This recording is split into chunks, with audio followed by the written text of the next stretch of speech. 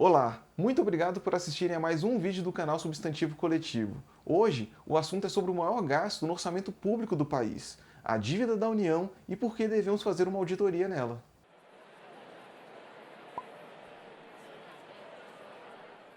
Antes de falar especificamente sobre a dívida brasileira, é preciso explicar como funciona o orçamento público. Usando a definição do Portal da Transparência, o orçamento público é um instrumento utilizado pelo governo federal para planejar a utilização do dinheiro arrecadado com os tributos. Essa ferramenta estima tanto as receitas que o governo espera arrecadar, quanto fixa as despesas a serem efetuadas com o dinheiro. O próprio governo admite no seu site que, como as despesas são fixas, podemos acompanhar quais são as prioridades do governo para cada ano. Para quem não teve tempo de acompanhar, a gente pegou um gráfico da Auditoria Cidadã da Dívida que mostra quais foram as prioridades do governo em 2018. De 2,6 trilhões do orçamento, a dívida consumiu 40% e os investimentos públicos ficaram com o que sobrou, onde foi investido 24,5% em previdência social, 4% em saúde e 3,5% em educação. Se a gente somar os investimentos em urbanismo, saneamento e habitação, não chega nem a 0,1% do orçamento. Talvez você esteja pensando que, com tanto dinheiro direcionado para pagar a dívida, é provável que ela esteja diminuindo ou perto de acabar. Infelizmente, isso não está acontecendo. Aqui, temos a evolução da dívida só nos últimos 2 anos. O que começou perto de 4,6 trilhões de reais em janeiro de 2018, chegou em 4,2 trilhões em novembro de 2019. Também é importante dizer que uma dívida não é necessariamente uma coisa ruim. Ela pode ser criada para aumentar investimentos em infraestrutura e o que for arrecadado paga essa dívida e ainda sobra dinheiro para outros investimentos.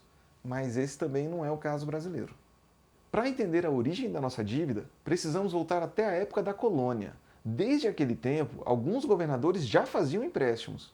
E como estamos falando de Brasil, muitos desses empréstimos eram realizados com finalidades pessoais. Já deu para perceber que o Brasil não leva a sério seu dinheiro desde o começo da sua existência. E talvez realmente fosse mais complicado fiscalizar as movimentações financeiras naquela época. Mas em 1931 tivemos um pouquinho de seriedade e Getúlio Vargas decidiu auditar a dívida brasileira. Foi descoberto que apenas 40% do estoque da dívida estava documentado em contratos. Além disso, não havia controle de remessas para o exterior nem contabilidade. Enfim, essa auditoria levou a uma renegociação da dívida que diminuiu seu tamanho e permitiu investimentos na industrialização nacional e implantação de direitos sociais. Se você achou que após a auditoria de Getúlio nosso problema com a dívida ia acabar, errou. Houve um período na história do Brasil que a dívida cresceu de maneira descontrolada. Ditadura militar. Os militares receberam uma dívida de 3,4 bilhões de dólares em 1964 e devolveram para a democracia um saldo devedor de 91 bilhões. A ideia do canal não é se aprofundar em detalhes técnicos, até porque existem pessoas muito mais capacitadas para explicar esses detalhes. Só que a gente precisa destacar uma observação da Auditoria Cidadã da Dívida.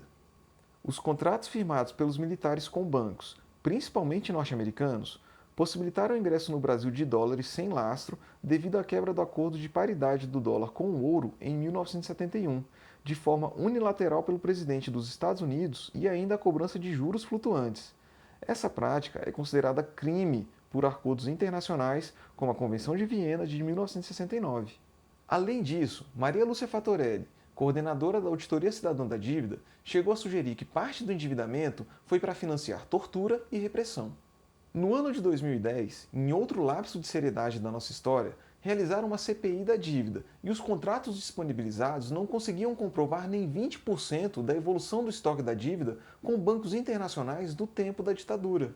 E pessoal, temos que entender que se em algum momento houve fraude, ilegalidade ou corrupção, isso contamina toda a dívida atual.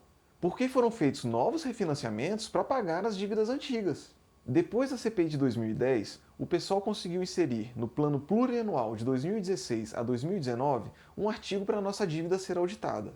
Quando estava todo mundo animado, pensando que iríamos finalmente encarar esse problema da forma correta, a Dilma vetou esse artigo. É isso mesmo, o último ato da Dilma na presidência foi vetar uma auditoria da dívida. Foi golpe sim, mas pô, Dilma. Agora, vamos entrar na parte do vídeo onde a gente antecipa os comentários de pessoas nada preocupadas com o Brasil de que estamos sugerindo um calote e que isso poderia manchar a nossa imagem internacionalmente. Primeiro, não é calote, é auditoria para identificar irregularidades. E se houver irregularidades, aí sim renegociar a dívida usando critérios legais e justos para o seu pagamento. Como eu já falei anteriormente nesse vídeo, o próprio Brasil já auditou e renegociou a sua dívida. Mas vamos pegar um país próximo que fez isso recentemente para a gente ver o que aconteceu. Em 2007, o Equador resolveu auditar a sua dívida com a participação de diversas entidades da sociedade civil equatoriana e de outras partes do mundo. Após diversas análises, descobriram fraudes e puderam diminuir cerca de 70% da dívida em títulos ou bônus. Esse dinheiro foi utilizado em saúde e educação, chegando a triplicar os investimentos sociais, o que reduziu significativamente a pobreza no país. Ah, e o presidente equatoriano foi chamado de incorruptível pela revista The Economist. Talvez não tenha sido nem ruim para a imagem deles, hein? Eu vou terminando o vídeo por aqui, deixando para vocês refletirem o que é melhor. Continuar o pagamento de uma dívida monstruosa que não se sabe ao certo como começou, quanto já pagamos, quanto ainda falta, nem para quem estamos pagando? Ou analisar essa dívida e verificar as irregularidades para bater do valor e sobrar mais dinheiro para saúde, educação, transporte, moradia, previdência, infraestrutura? Aí eu acho que aqui pode colocar o gráfico um pouco menor, eu posso continuar falando, né? O que começou perto de 3,6 trilhões de reais em janeiro de 2018, chegou a 4,2 trilhões de pessoas mortas no comunismo.